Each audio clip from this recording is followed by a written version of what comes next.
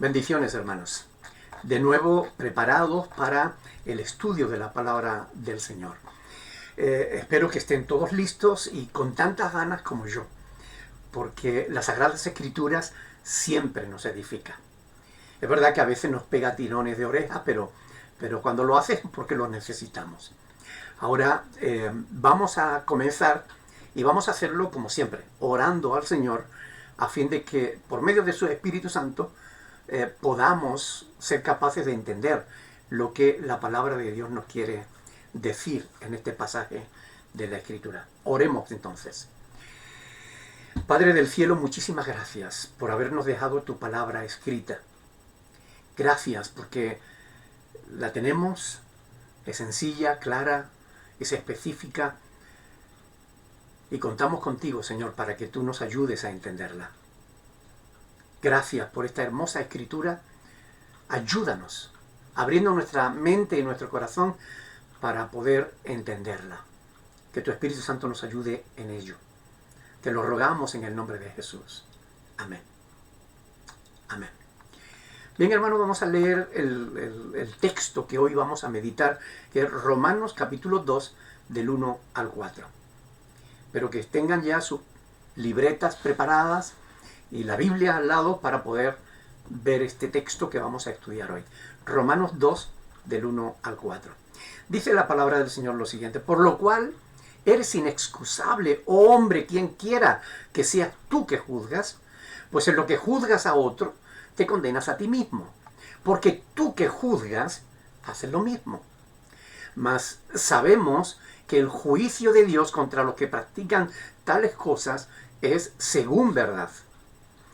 ¿Y piensas esto, oh hombre, tú que juzgas a los que tal hacen y haces lo mismo, que tú escaparás del juicio de Dios?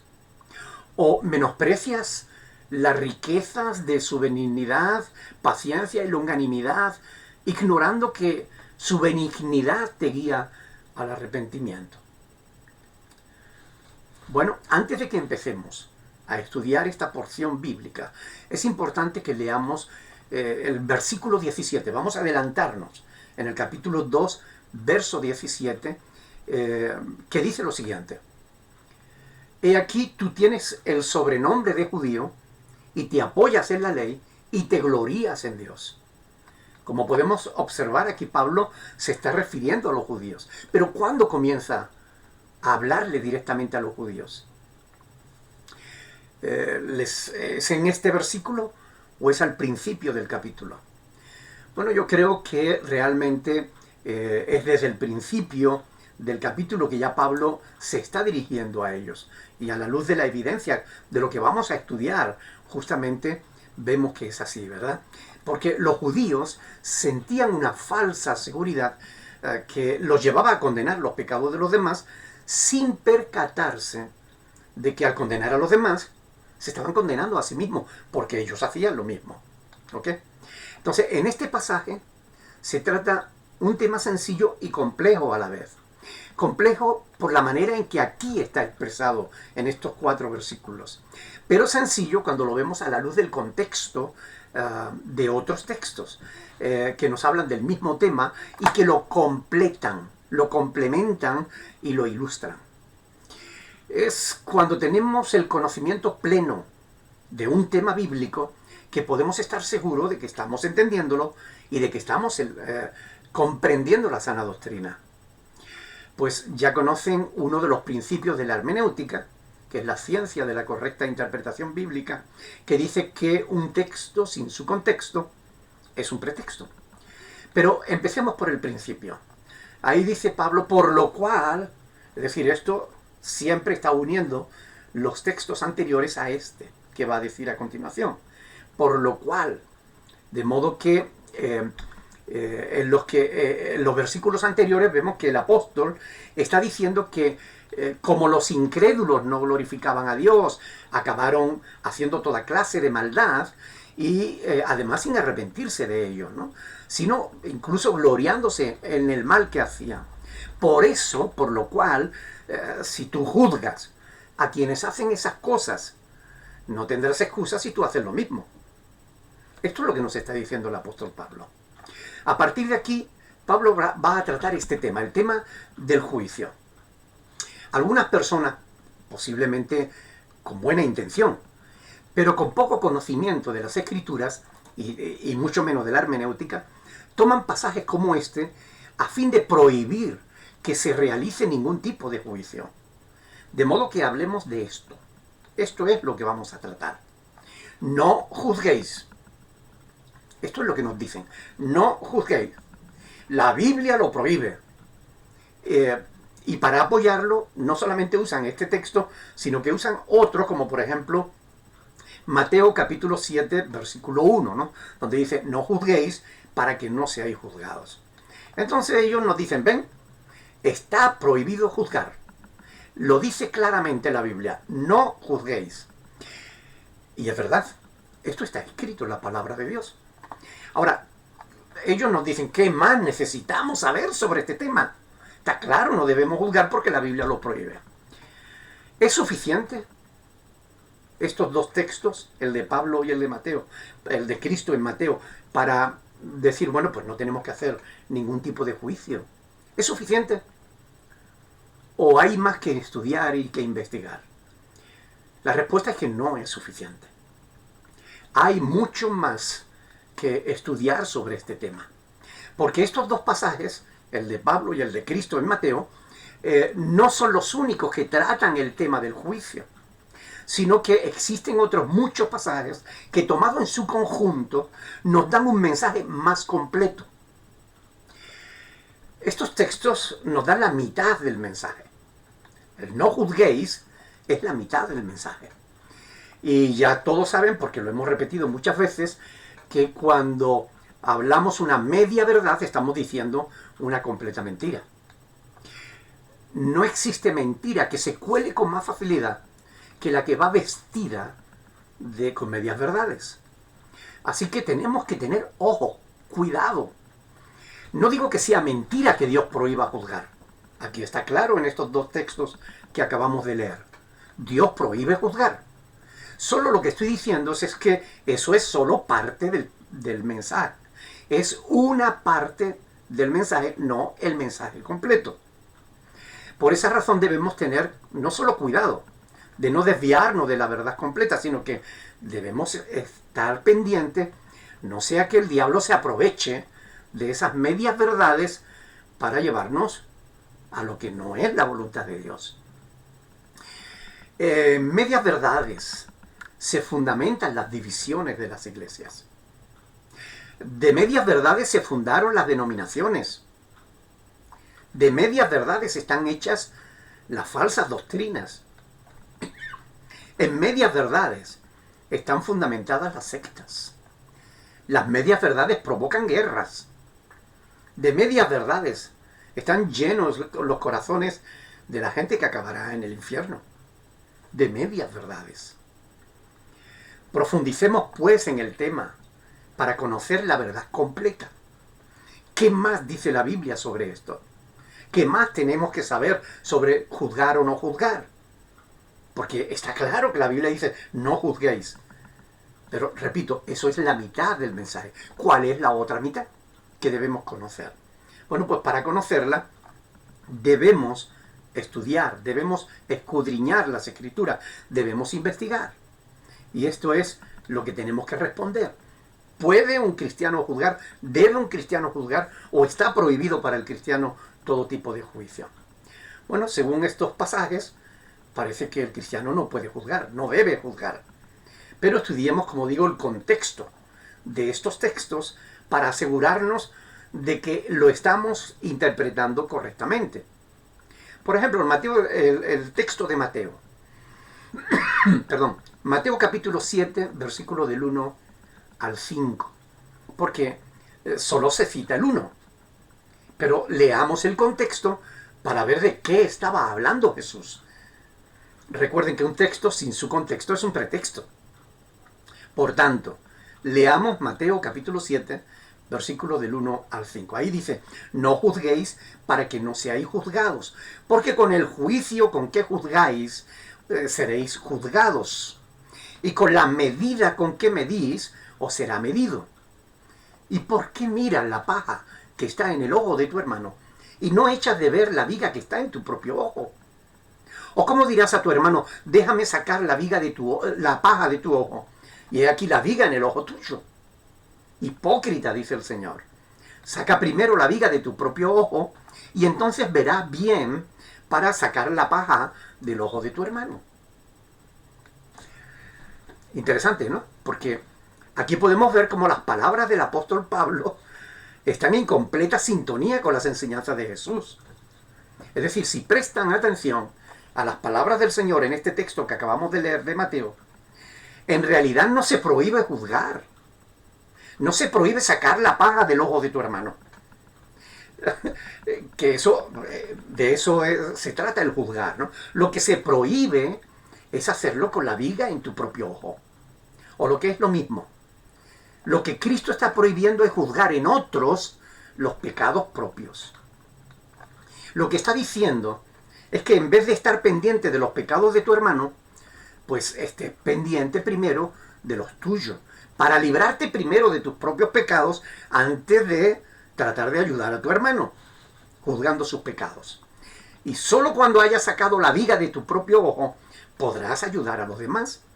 Así que en realidad no prohíbe que juzguemos al hermano, si primero nos juzgamos a nosotros mismos.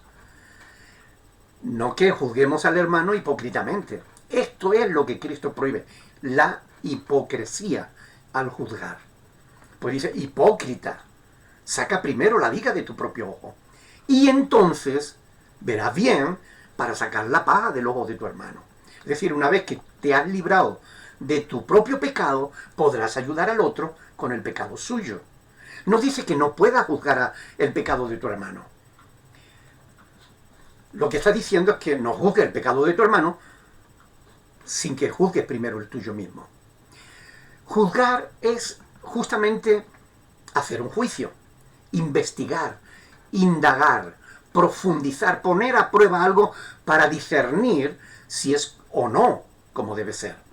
Es determinar, decidir si algo es justo o si no lo es. Es al estudiar este tema, tema que estamos tratando ahora mismo, de alguna manera no estamos nosotros haciendo un juicio.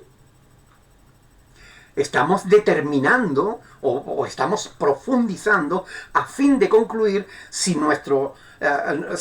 como cristianos tenemos o no tenemos que juzgar. Al final llegaremos a una conclusión. Es decir, determinaremos, haremos un juicio. Y la sentencia será sí, debemos juzgar o no, no debemos juzgar.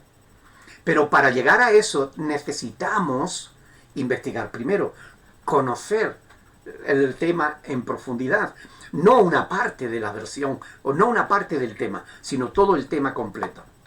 Por tanto, es muy importante, teniendo en cuenta la definición de lo que significa juzgar, al estudiar estamos juzgando, decidiendo, determinando si algo es correcto conforme a la verdad de Dios o no lo es.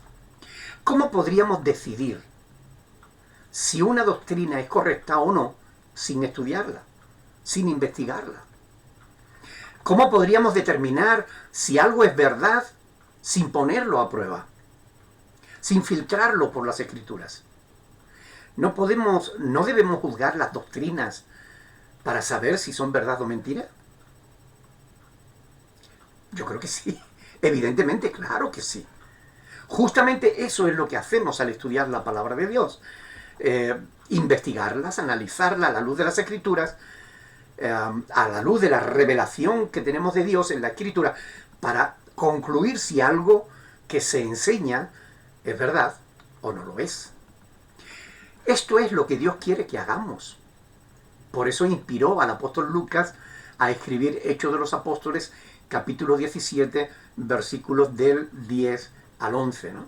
Donde dice que, bueno, pues los hermanos Pablo y Silas, cuando llegaron a Berea, determinaron que los hermanos de aquella ciudad eran más nobles que los que estaban en Tesalónica, porque cada día escudriñaban las Escrituras, a pesar de haberlas recibido, ¿no? Con toda solicitud, escudriñaban las Escrituras para ver si estas cosas eran así. Es decir, para juzgar si lo que les predicaban era verdad o no. Aunque algunos te digan que no debes juzgar al que predica o enseña, lo que Pablo está diciendo es otra cosa bien diferente. Por ejemplo, fíjense en 1 Corintios 14, 29, donde se habla de los profetas. Se dice, asimismo los profetas hablen 2 o 3 y los demás juzguen. ¡Ay! Nos encontramos con un texto que nos dice, no juzguéis, y ahora tenemos otro que nos dicen, juzguen. ¿Hay una contradicción en la Biblia? Evidentemente que no. No hay contradicción ninguna en la palabra de Dios. Lo que pasa es que tenemos que estudiar el tema en profundidad para que lo uno y lo otro encajen perfectamente y tengamos el mensaje completo. ¿Quiénes eran los profetas? Justamente quienes anunciaban a los demás la voluntad de Dios, es decir, quienes predicaban y enseñaban la palabra de Dios. Pablo lo que nos está diciendo en ese pasaje de 1 Corintios 14, 29 es que debemos juzgar lo que alguien dice en el nombre de Dios. Debemos juzgar. Si un predicador te dice que no debe juzgar su doctrina, desconfía de ese predicador. Primero porque te está engañando. Y segundo porque Dios mismo nos revela en su palabra que debemos hacerlo. Debemos juzgar si lo que nos enseña es verdad o no. Juzgar lo que se nos enseña no es pecado. Es nuestra obligación. Ya hemos visto que en Mateo 7, del 1 al 5, Cristo no prohíbe juzgar, sino que lo que prohíbe es hacerlo de manera hipócrita. Veamos ahora otro pasaje en el que Cristo sigue hablando de este tema del juzgar. Un texto que todos conocen, Juan capítulo 7, versículo 24. Ahí el Señor Jesús dice claramente, no juzguéis según las apariencias, sino juzgad con justo juicio. Este es el mensaje completo. Yo quiero que presten atención al pasaje. Pues aquí tenemos otra parte, bueno, el mensaje completo. Una cosa es no juzgar, es verdad, no debemos juzgar según las apariencias. Pero la otra parte del mensaje es que debemos juzgar con justo juicio. He aquí el mensaje completo. ¿Se dan cuenta por qué un texto sin su contexto es un pretexto? Es muy importante prestar atención a estas cosas. El Señor prohíbe juzgar sin el debido conocimiento de causa, sin la suficiente información, sin haber investigado primero. Algo muy habitual en mucha gente que primero habla y después descubre que metió la pata. Es como se decía en el oeste, ¿no? Primero dispara y después pregunta. No, mire, los cristianos no podemos hacer eso. No debemos hacer eso. Antes de emitir un juicio, debemos tener toda la información necesaria. A veces en consejería ocurre que cuando alguien viene y te cuenta su problema, a lo mejor un problema de pareja, por poner un ejemplo, viene el esposo o la esposa culpando a su pareja de todos sus problemas. Y cuando te cuenta su versión, pues te sientes, te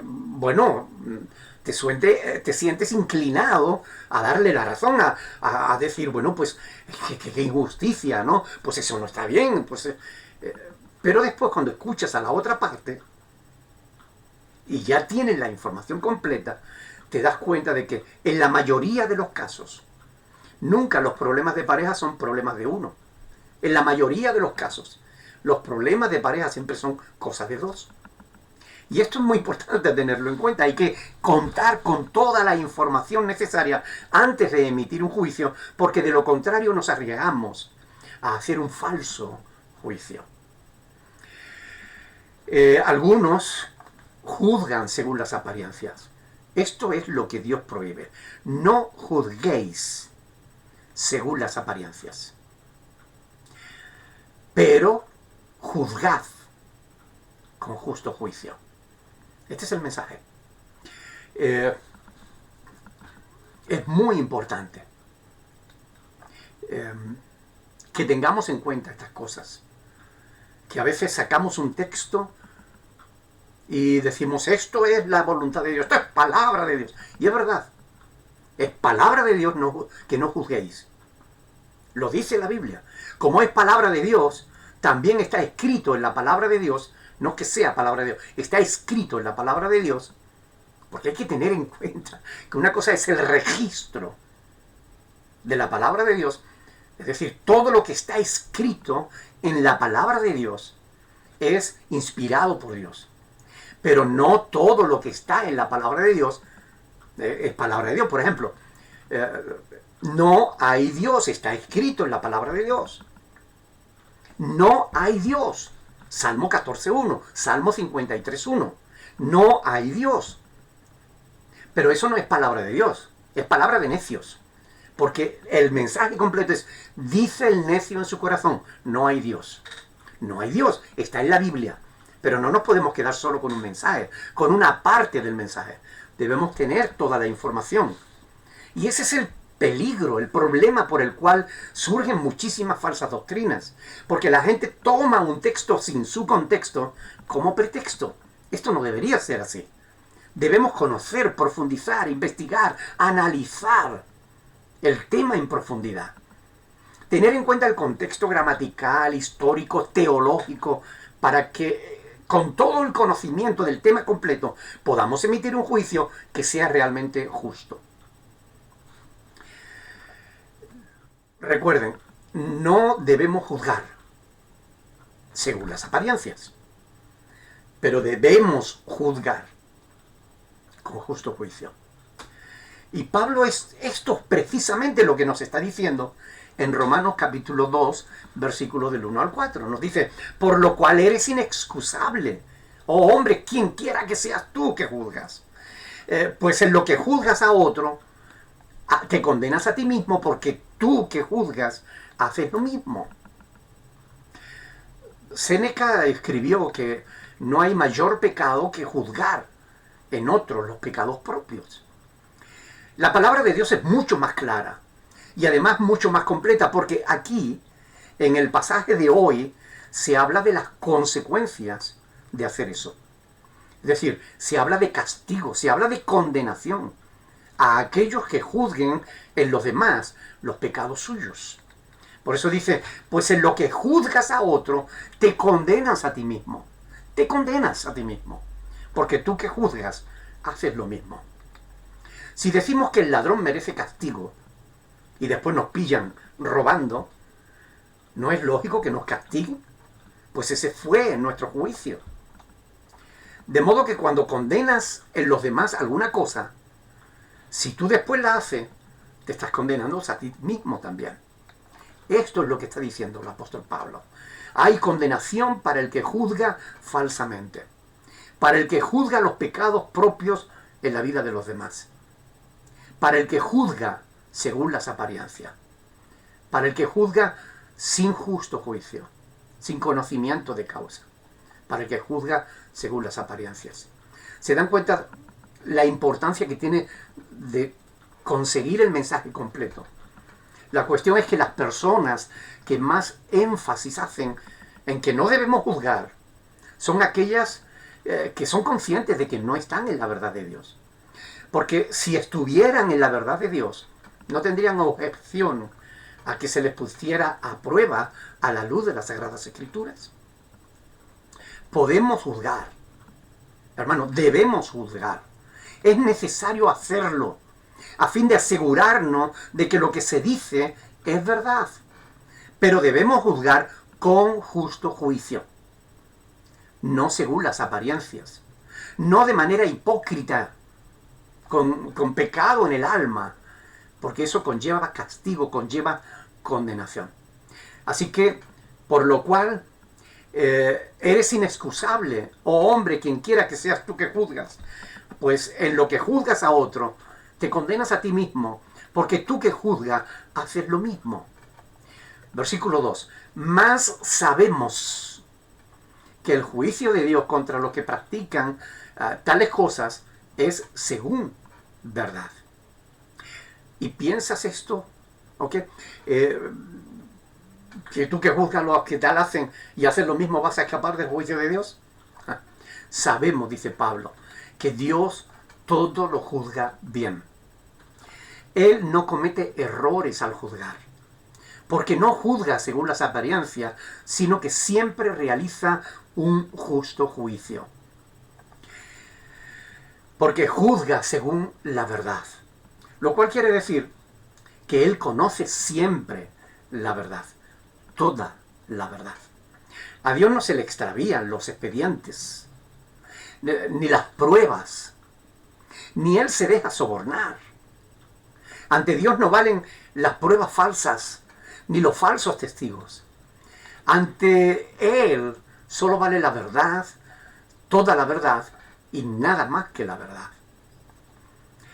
En ocasiones, los seres humanos hemos cometido terribles errores al emitir juicios sobre personas. Algunas personas han permanecido encerradas en prisión durante gran parte de su vida, siendo inocentes de aquello que se le acusaba, habiendo sido juzgados falsamente, perdiendo familia, trabajo e incluso la vida, porque fueron juzgados injustamente. No se supo la verdad hasta muchos años después. Dios no comete ese tipo de errores, porque Él siempre juzga según la verdad. Él conoce la verdad, porque nada le es oculto. Dios es omnisciente, lo cual quiere decir que lo sabe todo, que nada se le escapa. Por ese motivo nadie escapará a su juicio, a menos que vaya provisto del arrepentimiento sincero y la fe en el sacrificio de Cristo como sustituto suyo. Dios juzga mejor que nosotros juzgamos. Se cuenta una anécdota, ¿verdad?, que dice que un niño pequeño le dijo a su papá: papá, mido 2 metros. Y cuando su padre le preguntó que cómo había llegado a esa conclusión, él dijo: encontré un palo tan alto como yo. Lo dividí en 2 partes iguales y dije que cada parte era 1 metro. Y esto hace que yo sea como tú, tan alto como tú. Yo tengo 2 metros. A veces nos sonreímos ante la argumentación inocente de un niño como este, ¿no? Pero no nos hacemos culpables muchas veces de un razonamiento similar, midiéndonos a nosotros con nuestras propias reglas y a los demás con otras. El resultado, con frecuencia, es que nos estimamos a nosotros mismos más que a los demás, como superiores. Nos apreciamos mucho más que a los otros. Y hacemos el juicio, cuando nos juzgamos a nosotros mismos, lo hacemos de una manera mucho más favorable que cuando juzgamos a los demás. Por eso el que hace eso no tiene excusa. Ninguna excusa será válida para escapar del justo juicio de Dios. De ahí que la pregunta que hace Pablo y que encontramos en el verso 3 sea tan importante, ¿no? Porque ahí dice: ¿y piensas esto? Oh hombre, tú que juzgas a los que tal hacen y haces lo mismo, ¿que tú escaparás del juicio de Dios? Si alguien lo piensa, desde luego es que no es muy inteligente. Sabemos que algunas personas no son tan inteligentes como piensan que son.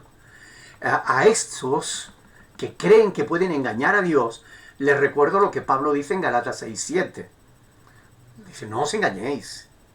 Dios no puede ser burlado. En Juan capítulo 21, versículo 17, Jesús dijo, le preguntó 3 veces a Pedro, ¿verdad? Pedro, ¿me amas? Y el apóstol, que le había negado 3 veces, le respondió diciendo: Señor, tú lo sabes todo. Y esa declaración demuestra realmente que el Señor lo sabe todo. Él sabe no solo lo que tú dices o haces, sino que sabe incluso lo que tú piensas o sientes. Nada escapa al conocimiento de Dios. Como está escrito en el Salmo 94:11, ¿verdad? Ahí dice, Jehová conoce los pensamientos de los hombres, que son vanidad. Y en Romanos 8:27, Pablo dice, mas el que escudriña los corazones sabe cuál es la intención del Espíritu, porque conforme a la voluntad de Dios, intercede por los santos. Y por último, en Mateo 9:4 dice que Jesús, conociendo los pensamientos de ellos, les dijo, ¿por qué pensáis mal en vuestros corazones? Así que fíjense, tenemos que Dios Padre, Dios Hijo y Dios Espíritu Santo lo saben todo. Incluso las intenciones de nuestro corazón. Nada, absolutamente nada les es oculto.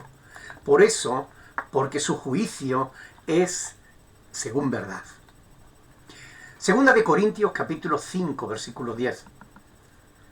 Porque es necesario que todos nosotros comparezcamos ante el tribunal de Cristo, para que cada uno reciba según lo que haya hecho mientras estaba en el cuerpo, sea bueno o sea malo.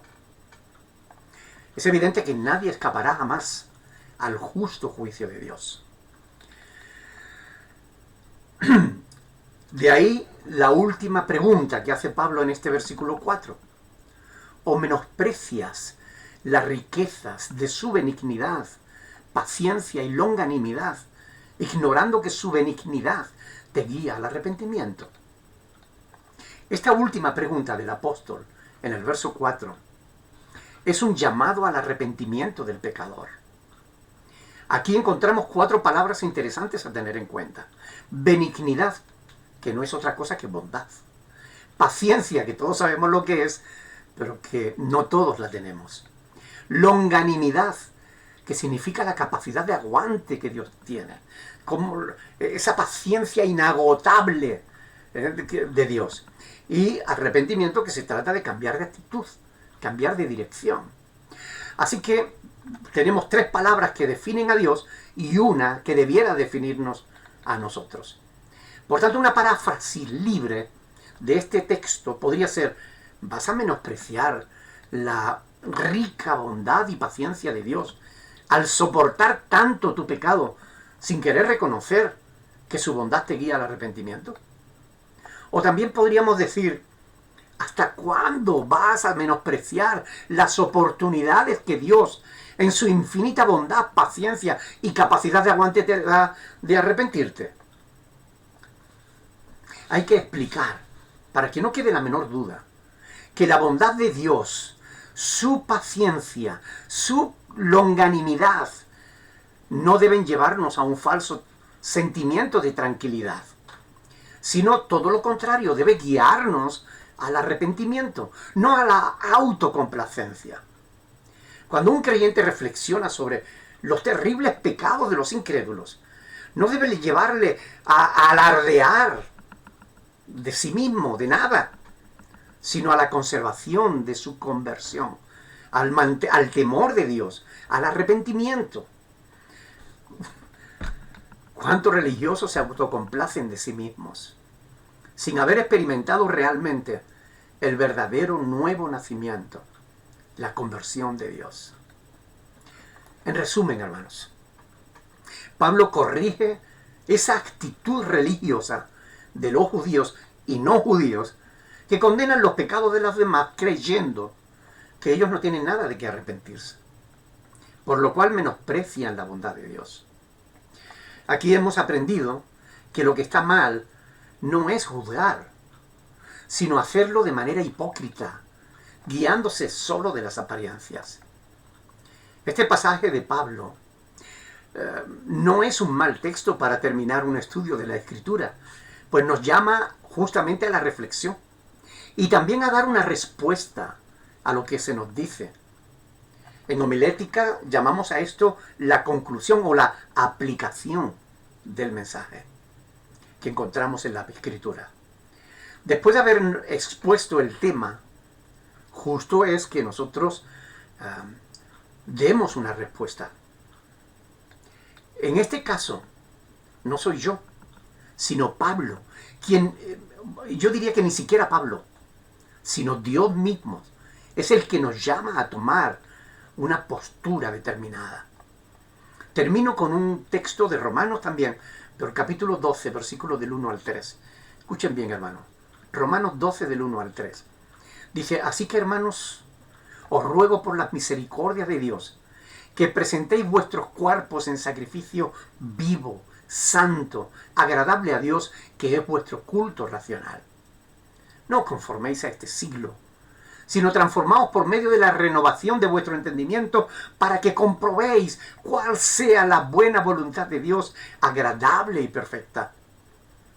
Digo pues, por la gracia que me es dada, a cada cual que está entre vosotros, que no tenga más alto concepto de sí que el que debe tener, sino que piense de sí mismo con cordura, conforme a la medida de fe que Dios repartió a cada uno. Recuerden, hermanos, Romanos 1 condena el pecado de los gentiles, es decir, de los incrédulos. Pero Romanos 2 también condena el pecado de los judíos, o lo que es lo mismo, de los creyentes. Así que la bondad de Dios no es una licencia para pecar, sino un llamado al arrepentimiento. Repito, la bondad de Dios, la paciencia de Dios, el aguante de Dios, no es una licencia para pecar. Es un llamado al arrepentimiento. Hermanos, que Dios les bendiga. Me gustaría terminar con una oración pidiendo que Dios nos ayude realmente a aplicar estas cosas a nuestras vidas. Que las tengamos en cuenta. Que no miremos tanto la paja en el ojo ajeno como la viga en el nuestro. Padre del cielo, yo te doy gracias por tu palabra, por la sencillez de tu palabra, cuando la tenemos en cuenta en completo, totalmente, no en partes. Danos sabiduría para no quedarnos con trozos de la verdad, con medias verdades. Ayúdanos a entender, Señor, que no tenemos licencia para pecar. Tenemos licencia para arrepentirnos, para buscar tu rostro, para hacer tu voluntad. Padre, llévate la gloria y la honra en todas estas cosas. Ayuda a mis hermanos a entender tu palabra y a practicarla. Ayúdanos a todos a practicar tu palabra. Glorifícate, Señor. Glorifícate, Señor. Solo tú eres digno de gloria. Glorifícate, Señor. En el nombre de nuestro Señor Jesucristo. Amén. Yo quiero desearle las mejores y más grandes bendiciones de parte de Dios. Comparte estos vídeos con tus familiares, amigos y conocidos, porque les pueden ayudar a entender mejor cuál es la voluntad de Dios para sus vidas. Dios les bendiga, mis hermanos. Hasta la próxima.